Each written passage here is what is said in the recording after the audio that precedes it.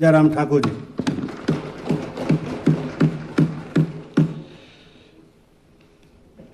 माननीय अध्यक्ष महोदय, मांग संख्या 7 पुलिस और संबद्ध संगठन, विपक्ष की ओर से हमने इस मांग संख्या 7 को अपनी प्राथमिकता पर शीर्ष स्थान पर रखा है, पहले स्थान पर रखा है। और उसको पहले स्थान पर रखने की आवश्यकता इसलिए महसूस की गई कि इस देवभूमि हिमाचल प्रदेश में जो कानून व्यवस्था पिछले 2 सालों के कार्यकाल में हमने देखा है, वर्तमान सरकार के नेतृत्व में व्यवस्था परिवर्तन के इस दौर में, सुख की सरकार में जो तार तार हुई है, उस संदर्भ में सदन में सारी प्राथमिकताओं को छोड़ करके सबसे पहले इसी पर ही चर्चा की जाए, ऐसा विपक्ष का मत है। और अब मुझे ये भी कहना है कि संभवतः ये पूरे प्रदेश भर का जनता का भी मत है। अध्यक्ष महोदय, बजट प्रस्तुत किया गया माननीय मुख्यमंत्री जी के द्वारा। तीसरा बजट प्रस्तुत हुआ और तीसरे बजट में प्रस्तुत करने के बाद अगर मैं बजट के उस भाग में जाऊं, पेज नंबर 46, जिसमें पुलिस, कानून व्यवस्था एवं अग्निशमन का एक ही आपका ये हेड होता है, मैं ढूंढ रहा था कि आपने हिमाचल प्रदेश में कानून व्यवस्था और पुलिस के हमारी व्यवस्थाओं को सुदृढ़ करने के लिए, चाहे वो इंफ्रास्ट्रक्चर की बात है, चाहे वो टेक्नोलॉजी की बात है, उस संदर्भ में बजट के प्रोविजंस क्या किए हैं। अध्यक्ष महोदय, कहीं जिक्र ही नहीं है। अगर ठीक है, बजट बुक में आपका जो प्रोविजन है वो रिफ्लेक्ट होता है, लेकिन आपने पुलिस तंत्र को मजबूत करने के लिए हिमाचल प्रदेश में, ये हमारी प्राथमिकता है, देवभूमि हिमाचल प्रदेश में कानून व्यवस्था बनी रहनी चाहिए, कायम रहनी चाहिए। दुनिया भर की ये हमारी इंटरनेशनल एक टूरिस्ट डेस्टिनेशन है और यहाँ बेहतर ढंग से सारी चीजें होनी चाहिए। उस पर आपने कहीं एक शब्द का भी जिक्र नहीं किया।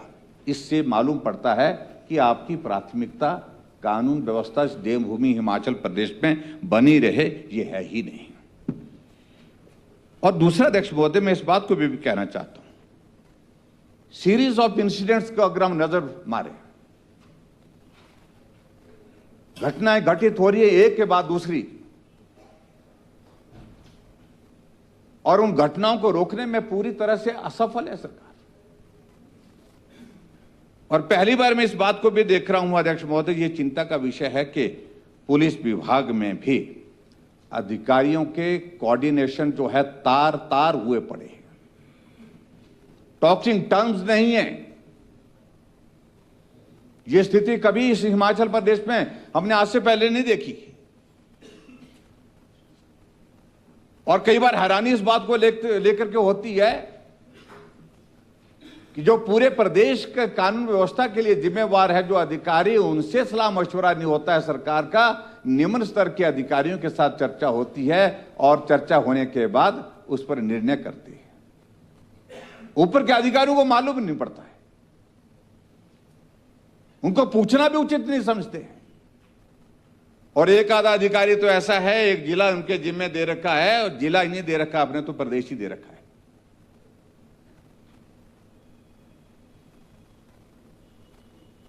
मुझे लगता है कि मुख्यमंत्री जी को इन सारी चीजों को लेकर के सबसे पहले तो यह है कि एक सिस्टम में, एक एडमिनिस्ट्रेटिव सिस्टम में एक जो डिसिप्लिन ऑर्गेनाइजेशन है वो पुलिस विभाग है। आपका उसी में ही डिसिप्लिन नहीं है, क्योंकि आपने अपने हाथों से व्यवस्थाओं को तार तार किया है।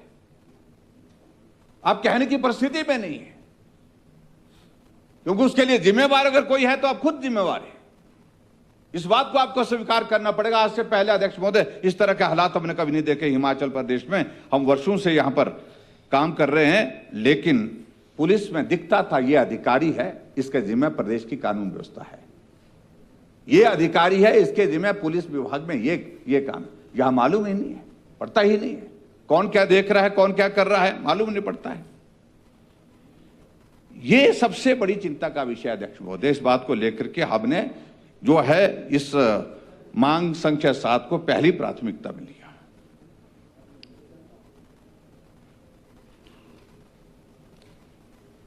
और पुलिस के कुछ अधिकारियों को आपने ऐसे काम में लगा रखा है,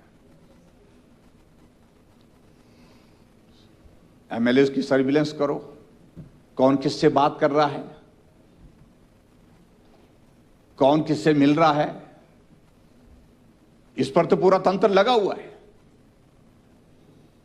लेकिन पूरे प्रदेश भर में जो हालात बने हुए हैं चिट्टे के कारण, चिट्टा पहले बॉर्डर एरिया में होता था, आज जाकर के सुदूर ग्रामीण क्षेत्रों में जहां आदमी नहीं पहुंच सकता वहां चिट्टे से मौत हो रही है। अभी जब से कुछ दिनों से हम देख रहे हैं अध्यक्ष महोदय, चिट्टे के कारण अगर मौत का अगर हम ये देखें तो ये संख्या बहुत ज्यादा हो गई है। बहुत ज्यादा 11 लोगों की मृत्यु जो है, नौजवानों की मृत्यु जो है चिट्टे के कारण हो गई। और वो सड़कों, कई तो सड़कों पर ही मरे हुए पाए गए। तो स्वाभाविक रूप से हालात ऐसे बन रहे हैं कि हिमाचल प्रदेश को जो देवभूमि के नाम से कहा जाता है, ये देवभूमि कहने के लायक नहीं आप छोड़ रहे हैं।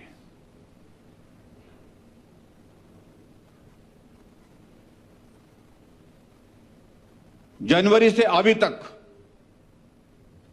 मात्र जो है 82 दिन हुए और इस दौरान में हिमाचल प्रदेश में जघन्य हत्याओं के 21 घटनाएं हो गई। 21 घटनाएं हो गई।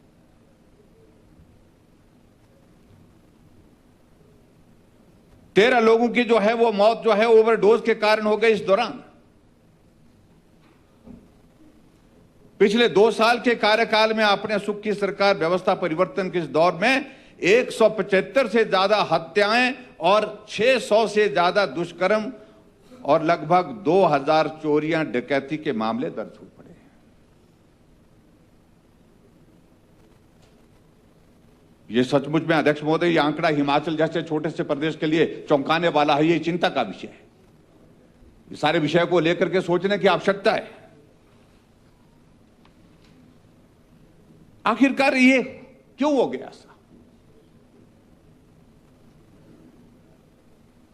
मुख्यमंत्री जी के पास गृह विभाग है, लेकिन उसके बावजूद भी आपकी प्राथमिकता नहीं बन पा रही है कि हिमाचल प्रदेश में शांति का माहौल बना रहे। अध्यक्ष महोदय, मैं ये पहली बार देख रहा हूं मैं हिमाचल में कॉन्ट्रैक्ट किलिंग का प्रोसेस जो है वो घटनाएं घटित हो गई। गोली चलाने के लिए दूसरे राज्य से हायर करके लोग लाए गए और गोली चलाई जाती है डिप्टी कमिश्नर के कॉम्प्लेक्स में, जुडिशियल कॉम्प्लेक्स में, बिलासपुर की यह घटना है।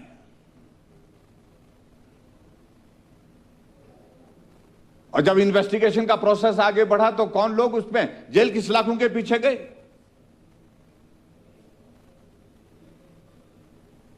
वैचारिक दृष्टि से उनका संबंध किसके साथ है? वो विधायक जो पूरा विधायक के नाम से जाना जाते हैं, पहचाने जाते हैं, वो किस पार्टी से ताल्लुक रखते हैं? उनका बेटा 2 महीने के लगभग जो है वो जेल की सलाखों के पीछे रहे और घटना वहीं नहीं रुकती है। होली वाले दिन दोबारा घटना होती है बिलासपुर में और उसी पूरा विधायक के घर में जाकर के गोलियां चलती हैं। जिंदगी बच गई, घायल हुए, स्वयं भी घायल हुए वो विधायक महोदय और उसके साथ साथ में उनका पीएसओ भी घायल हुआ।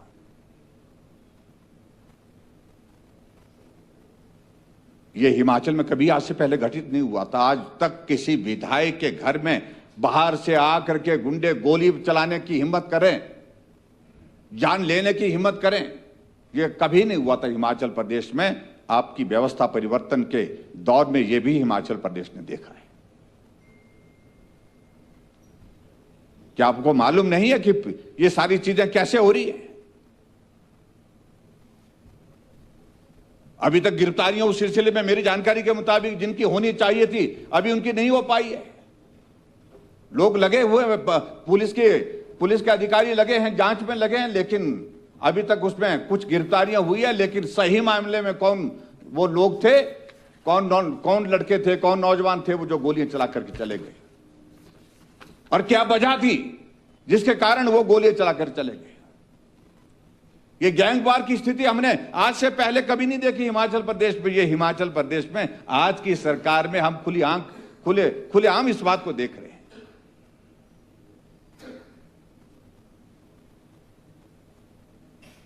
और अध्यक्ष महोदय, सबके लिए चिंता का विषय है आखिरकार ये हिमाचल जा कहां रहा है, ये चिंता का विषय है। और उसी तरह से अध्यक्ष महोदय आगे बढ़कर के अगर मैं बात कहूं, अभी हाल ही में घटना घटी है, एसपीपीसीएल का एक अधिकारी, चीफ इंजीनियर का अधिकारी जो है, उनकी 10 मार्च को लापता होते हैं और 10 मार्च के बाद 18 मार्च को उनका शव मिलता है। और उनके परिवार के लोगों का कहना है कि इस सारे मामले की जांच होनी चाहिए, और जांच भी सीबीआई की जांच मांग कर रहे हैं, लेकिन सरकार सीबीआई की जांच करने से जो है वो उसमें क्यों चिंता में है, क्यों डर में है? नहीं, आप बाद में बोलिए प्लीज। मुझे लगता है कि हर बार जब हम बोलते हैं तभी बोलते हैं, अन्यथा बोलते नहीं। कटौती प्रस्ताव में आप तो बोल ही नहीं सकते, आपको सिर्फ जवाब देना है। अध्यक्ष महोदय, अभी जो पोस्टमार्टम की रिपोर्ट मुझे मालूम नहीं, लेकिन जानकारी अखबारों में छपा है, ये अब मीडिया में आया है कि 5 दिन पहले उनकी मृत्यु हो चुकी थी। जब उनका शव प्राप्त हुआ, जब शव मिला, उससे पहले 5 दिन पहले उनकी मृत्यु हो चुकी थी। तब तक के लिए पुलिस आखिरकार क्या कर रही थी? इस माननीय सदन में मैंने इस मामले को उठाया कि एक अधिकारी, एचपीपीसीएल का चीफ इंजीनियर अधिकारी जो है वो गायब है, और गायब होने के साथ साथ में गंभीर आरोप उस सारी बात को लेकर के उठ रहे थे, क्योंकि अत्यधिक दबाव तनाव में वो अधिकारी है। और किस वजह से है? क्योंकि एचपीपीसीएल की जो वर्किंग पिछले लंबे समय से कंट्रोवर्शियल रही है। इस बात को हम बड़ा साफ कहना चाहते हैं, गंभीर आरोप है। चाहे वो शॉन्गटोंग का प्रोजेक्ट है, चाहे वो पेखुवेला का जो प्रोजेक्ट है, उन्ना का प्रोजेक्ट है। वो फैक्ट्स आ रहे हैं हमारे पास, आ रहे हैं, वो कहीं नहीं जाएंगे, अब आपको ही देंगे हम। लेकिन आखिरकार एक आदमी की मृत्यु हुई। अध्यक्ष महोदय, जब मैंने इस माननीय सदन में इस बात को लेकर के निवेदन किया माननीय मुख्यमंत्री जी से कि हम परिवार के सदस्यों से मिले थे, परिवार के लोगों का कहना है कि इस सारे मामले की जांच सीबीआई से होनी चाहिए, क्योंकि ये मामला हमको ऐसा इस तरह का दिखता है कि आसानी से वो जो है वो आत्महत्या नहीं कर सकते। ये हत्या है या आत्महत्या है, इस सारी चीज की जांच होनी चाहिए। लेकिन मुख्यमंत्री जी कहते हैं कि आपको बात का बतंगड़ बढ़ाने की आवश्यकता है। किसी आदमी की जिंदगी चले गई, किसी आदमी का परिवार तबाह हो गया, पूरी कॉर्पोरेशन में, पूरे वहां उनके ऑफिस में उनके अधिकारी कर्मचारी एक स्वर में कह रहे हैं कि इसकी जांच होनी चाहिए, सीबीआई से जांच होनी चाहिए। और मैं उनके परिवार को मिलने के लिए भी गया, और वहां पर भी उन्होंने कहा, खुलेआम कहा उन्होंने कि हम सीबीआई की जांच के लिए ही इंतजार कर रहे हैं, सीबीआई की जांच इसमें होनी चाहिए। लेकिन आखिरकार दिक्कत क्या है, कठिनाई क्या है, क्यों नहीं जांच हो रही है? इसलिए अध्यक्ष महोदय, they cut motion, he cannot speak in between. Please. माननीय मुख्यमंत्री, आप जवाब देंगे बाद में, आप जवाब दीजिए। लेकिन हम आज भी इस बात को कह रहे हैं कि अभी भी, क्योंकि जब हम कह रहे थे नहीं सुना गया, नहीं माना गया, आदत पड़ी है नहीं सुनने की और नहीं मानने की। और ये जो जिद है, आखिरकार अध्यक्ष महोदय, दिस नेवर हैपेंड बिफोर, ये कभी नहीं होता है। आप बाद में मुख्यमंत्री को जवाब देना है, किसी और मंत्री को जवाब देना होता तो भी समझ में आता, आपको जवाब देना, आप बाद में प्लीज मैं आगे बढ़कर के बात करता हूं। नहीं, हम नहीं सुनेंगे, आज नहीं सुनेंगे, बहुत सुन लिया, 2 वर्षों से सुन लिया। Please conclude please. मैं आगे बढ़ रहा हूं अध्यक्ष महोदय, 14 मिनट हो गए। इसलिए अध्यक्ष महोदय, मेरा आज भी विनम्र निवेदन है मुख्यमंत्री जी से, परिवार की पीड़ा को समझिए और पूरा प्रदेश क्या कह रहा है इस बात को भी समझिए, सुनिए भी और समझिए भी, और इस पर कार्रवाई करिए। और सीबीआई की जांच इस मामले को लेकर के करनी चाहिए, ताकि आप पर भी, सरकार पर भी, अधिकारियों पर भी जो उंगलियां उठ रही है वो उंगलियां उठना बंद हो जाए, ये बहुत आवश्यक है। आपके लिए भी जरूरी है, प्रदेश के लिए भी आवश्यक है और परिवार के लिए भी आवश्यक है। जब ये सारी चीजों का मैं जिक्र कर रहा हूं तो इसकी गंभीरता होगा, आपको समझना होगा। अध्यक्ष महोदय, मैं साफ कहना चाह रहा हूं। अध्यक्ष महोदय, न मैं पार्टी की बात कर रहा हूं सर। आपकी सरकार के लिए दुआ तो नहीं कर सकते हैं।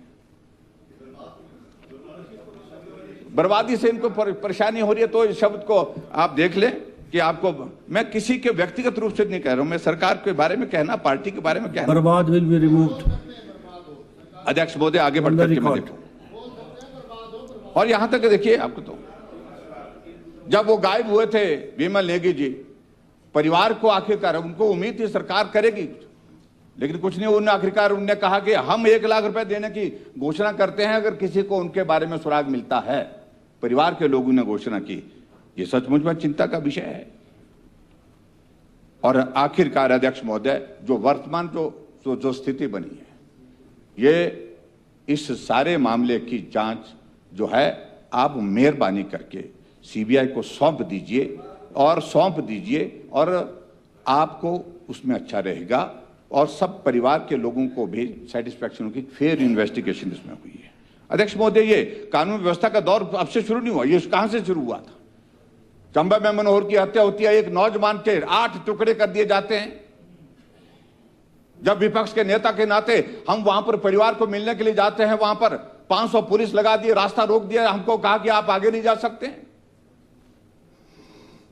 आखिरकार हमने क्या करना था? हमने परिवार के साथ संवेदना व्यक्त करनी थी, हमें जाने नहीं दिया गया अध्यक्ष महोदय। और उसी तरह से अध्यक्ष महोदय, घटनाओं का क्रम हम करें तो बहुत ज्यादा बातें हैं। पालमपुर में क्या हो गया? एक नौजवान लड़की को दराट से गला काट दिया। मौत और जिंदगी के बीच में कई महीनों तक वो जूझती रही और दिन दिहाड़े बस स्टैंड पर यह घटना घटित होती है।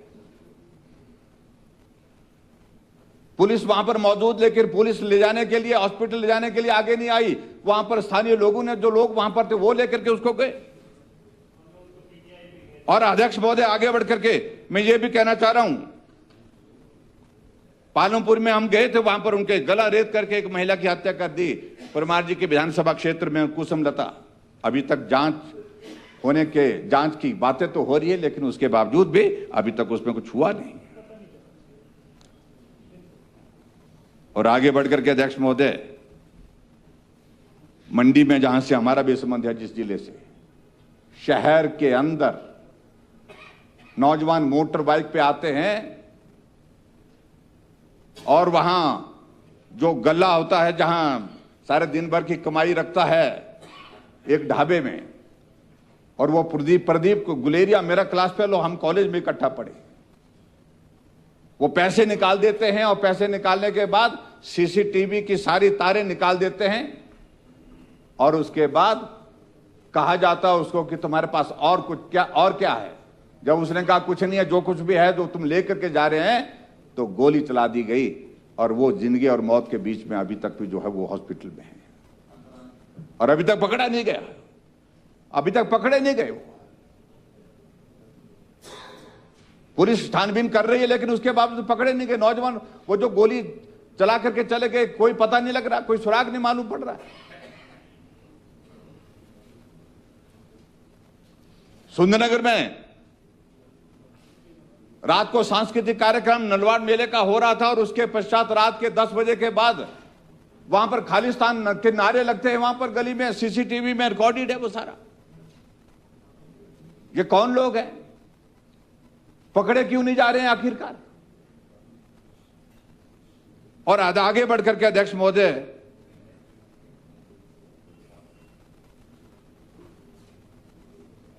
अब सारी चीजों को लेकर के कई बार हैरानी भी होती है। हम जानते हैं कि हिमाचल एक इंटरनेशनल टूरिस्ट डेस्टिनेशन। मैं हमेशा इस बात को कहता हूं। जब शिमला में हमारा जो है वो समर फेस्टिवल होता है, समर फेस्टिवल था ना, हाँ जी, sorry winter festival, sorry winter अभी हुआ, समर पहले हुआ। हाँ, तो उसमें मुख्यमंत्री जी कहते हैं कि पुलिस के अधिकारी कर्मचारी सुन लें कि कोई भी अगर कोई यहाँ पर कोई झूम भी जाता है तो उसको हवालात ना ले जा करके उसको कमरे में छोड़ करके आना है, जहां पर वो ठहरा है होटल में छोड़ करके आना है, उसको सुला करके आना है, लोरी गा करके आना है। आप इतनी छूट दे रहे हैं, आपके दिल की दाद देनी पड़ेगी। और हालात ये बन गए, आपके वहां पर मंच पर जो है सांस्कृतिक कार्यक्रम चल रहा है, नौजवान कपड़े उतार करके वहां डांस कर रहे हैं सोशल मीडिया में। ये देवभूमि हिमाचल प्रदेश में इस तरह से कम जो है संस्कृति को तार तार मत करिए।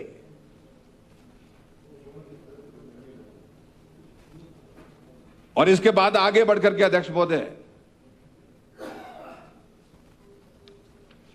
हम और बातों का जिक्र करें। यहां मुख्यमंत्री जी मानने के लिए एक स्वभाव बन गया, नहीं मानना तो नहीं मानना, नहीं सुनना तो नहीं सुनना। हमारी नहीं सुन रहे हैं, बाकियों की भी नहीं सुन रहे हैं। हमारी मुश्किल तो यह है, हम तो अपोजिशन में हैं, हम तो बोलेंगे सुने चाहे ना सुने, लेकिन वहां की भी नहीं सुन रहे हैं अभी।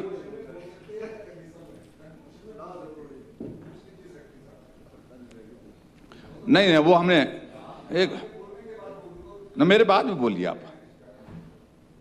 और अध्यक्ष महोदय, जो चिट्टे के कारण ये लगी है, दस्तक में खबर लगी है, इसमें चिट्टे के कारण 81 दिन में 14 युवाओं की जान गई, फिर भी आप नहीं सुनते हैं। आप कहते हैं कि कितनी प्रतिशत कमी हुई है? 30% चिट्टे में कमी हुई। बड़ा तराजू तकड़ी लेकर के बैठे हैं मुख्यमंत्री जी, इतना % हमने कम कर दिया।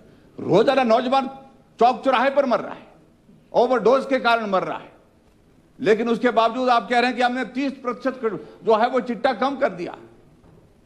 मुझे लगता है कि इस प्रकार के झूठे वादे, झूठे दावे करना वो उचित नहीं है। वादे भी झूठे करते हैं और दावे भी झूठे करते हैं। ये सचमुच में सही मायने में दुर्भाग्यपूर्ण। और आगे बढ़कर के बिलासपुर में नैना देवी में 6 साल की बच्ची के साथ दुष्कर्म, यह आपकी सरकार के कार्यकाल में बहुत चीजों का जिक्र कर सकते हैं। पुलिस टीम और गवाह पर दरार से हमला, गोली मारने की धमकी। सुंदरनगर में पुलिस पर शराब माफिया का हमला पुलिस पर। यह पुलिस भी कितनी बेबस हो गई है। यह अध्यक्ष महोदय, ये परिस्थिति यहां पर बन गई है। हम अगर पूरी अगर कानून व्यवस्था की बात करें तो मुझे लगता है कि आपको गंभीरता से कुछ चीजों को लेकर के काम करना होगा। पुलिस सख्त होती तो नहीं होता हमला, गोलीकांड में मिला सुराग, टीमें अलग अलग जगह रवाना। ऐसा ये भी आपकी यहां पर खबर लगी है। अगर गंभीर होती तो ऐसी स्थिति नहीं बनती। अध्यक्ष महोदय, इससे बढ़कर बहुत सारे हैं मेरे पास, ये सारा मटेरियल है, बहुत ज्यादा है ये आपके 2 साल के कार्यकाल में। लेकिन एक चिंता का विषय हमारे लिए और बन गया अध्यक्ष महोदय। वो चिंता का विषय ये बन गया कि हिमाचल प्रदेश में बाहर से, दूसरे राज्य से नौजवान आ रहे हैं। मामला सेंसिटिव है, मैं मानता हूं, उस बात की गंभीरता को हमको समझना होगा, लेकिन उनको हुड़दंग करने की इजाजत यहां पर नहीं होनी चाहिए। आप आइए, घूमिए, आनंद से रहिए, खाइए पिए, जो करना है, लेकिन कानून को अपने हाथ में लेने की हिम्मत नहीं होनी चाहिए। आज हालात ये बन गए हिमाचल प्रदेश के, कितने रूट जो है वो सस्पेंड कर दिए। यहां ट्रांसपोर्ट मिनिस्टर बैठे हैं, 20 से ज्यादा रूट हमको सस्पेंड करने पड़े, क्योंकि पंजाब में हमारी बसों का आना जाना जो है वो संकट में हो गया है। बसों को तलवार की नोक पर रोका जा रहा है। बसों पर फोटो लगाए जा रहे हैं जो भिंडरा वाले के फोटो हैं। हमने माननीय मुख्यमंत्री जी से कहा था कि आप बात करिए, आपने कहा कि बात की है, लेकिन परिणाम उसके बावजूद भी नहीं निकला अभी तक ठीक तरह से। जो भी हालात हैं, मुझे लगता है इनको ठीक करने की जिम्मा आपका है और आपकी सरकार का उन सारी चीजों को लेकर के आपको काम करने की आवश्यकता है।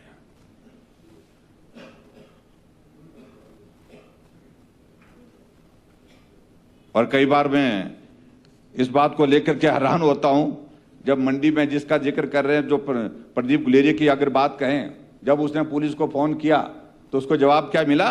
पुलिस ने कहा गोली लगी है तो हॉस्पिटल जाओ। चिंता का विषय ये कोई जवाब बनता है पुलिस की ओर से? कितनी देर तक वो पुलिस को फोन करता रहा वहां पर? ये सारी चीजों को लेकर के मुख्यमंत्री जी आप देखिए कि इस हिमाचल प्रदेश में क्या हो रहा है।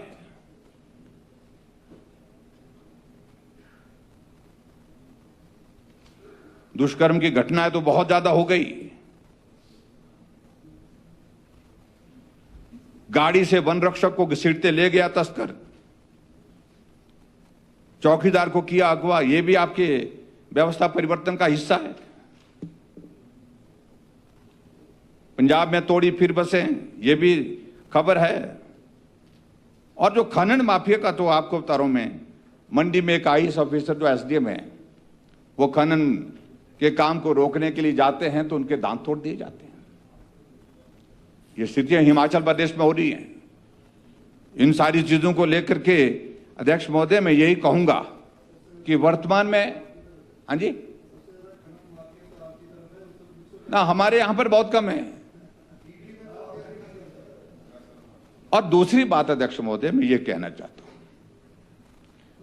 हम बहुत लंबे समय से कह रहे हैं कि एक क्रम शुरू किया है वर्तमान सरकार का कि फटाफट चाहे मामला वो बनता है चाहे नहीं बनता है, लेकिन एफआईआर दर्ज करो, इसके खिलाफ मामला दर्ज कर दो, उसके खिलाफ मामला दर्ज करो। आज यहां इस माननीय सदन में बहुत सारे हमारे विधायक हैं जिनके ऊपर मामले दर्ज किए हुए हैं। 8-8 घंटे तक पुलिस थाने में उनको बिठा करके रख दिया जाता है। और चुनाव के दिन लगे हुए थे, वहां पर पुलिस थाने में बैठे हुए थे, कई घंटे तक बैठे थे वो विधायक। और उसके बाद जब बाद में यहां से चले गए, बाद में फोन आता है वापस आइए आप, नहीं तो कल आना पड़ेगा, नहीं तो अभी वापस आइए, कुछ और पूछना है। आधे रास्ते से विधायक महोदय वापस आए। सिर्फ एक ही मानसिकता टॉर्चर करना। मैं समझता हूं कि इन चीजों को पिछली सरकार में 5 वर्ष का कार्यकाल माननीय मुख्यमंत्री जी हमने भी उस तरफ गुजारा है, लेकिन बदले की भावना से काम करने की परंपरा हमने समाप्त कर दी थी, दफन कर दी थी। इसमें अगर नुकसान होता है, परंपराओं का नुकसान होता है, और इसमें अगर नुकसान होता है आपस में भाईचारे का नुकसान होता है। हां, कोई इस तरह की घटना आपके पास है कि जिस मामले को लेकर लगता है कानूनी तौर पर इस पर कार्रवाई होनी चाहिए, आप कार्रवाई करिए, लेकिन सिर्फ प्रताड़ित करने के लिए मामले दर्ज करना, क्या तुक बनता है विधायकों को 8-8 घंटे 4-4 घंटे पुलिस थाने में बिठाने का? मुझे नहीं लगता है कि सारी चीज को आपकी सरकार बच गई है। Conclude please. आपको संतोष होना चाहिए, अब सरकार बची है तो चलाइए इसको। लेकिन मेरे कहने का मतलब आपके पास क्या सबूत है? आपसे नाराज होकर के कोई लोग चले जाते हैं, हमसे नाराज होकर के बहुत सारे लोग चले जाते हैं। हमने उनके खिलाफ कोई मामला दर्ज किया क्या? देखिए, ये राजनीतिक क्षेत्र, आप इसमें आप मान कर चलिए, आप सर्वप्रिय नहीं हो सकते हैं, कि सबके लिए प्रिय नहीं हो सकते हैं। किसी को ठीक कहना, किसी को गलत कहना, ये कहना भी पड़ेगा और ये करना भी पड़ेगा। लेकिन उसके बावजूद मैं इस बात से सहमत हूं कि मेरे साथ चलेंगे, सब चलेंगे, ये हमको नहीं सोचना चाहिए। जो चलेंगे वो मेरा जिम्मा है साथ ले चलने का। आप नहीं चला पाए कुछ लोगों के साथ में, वो चले गए। अभी भी आप माननीय मुख्यमंत्री, उप मुख्यमंत्री दिल्ली से आए हैं।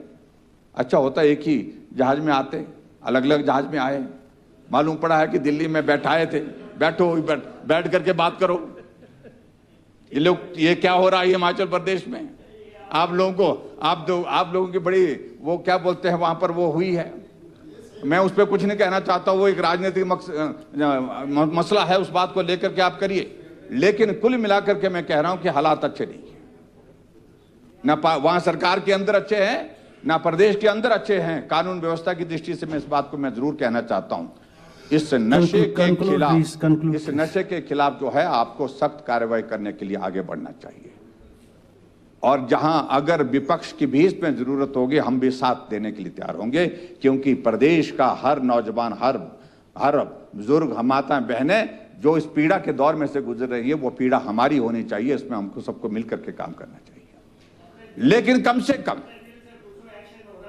एक्शन हो रहा है, लेकिन हम जिसको कह सकते हैं हम अफरा तफरी में हो रहा है, इधर पकड़ लिया, एक पकड़ लिया, वो पकड़ लिया, वो करने वो बात ठीक है कि आप ये दिखाने की कोशिश करें हमने ये पकड़ लिया, वो पकड़ लिया, लेकिन बहुत सारे लोग ऐसे हैं जो इतने बड़े हैं अभी तक पकड़े नहीं गए।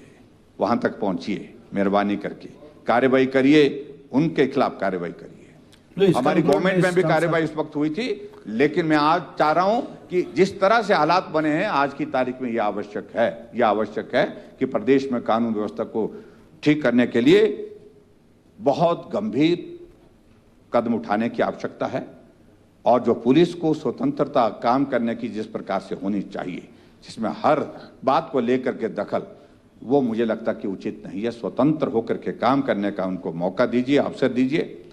और उसके बाद ये कोऑर्डिनेशन का मामला सरकार के अंदर भी है, अधिकारियों के अंदर भी है, इसको भी मेहरबानी करके ठीक करने का जिम्मा आपका है।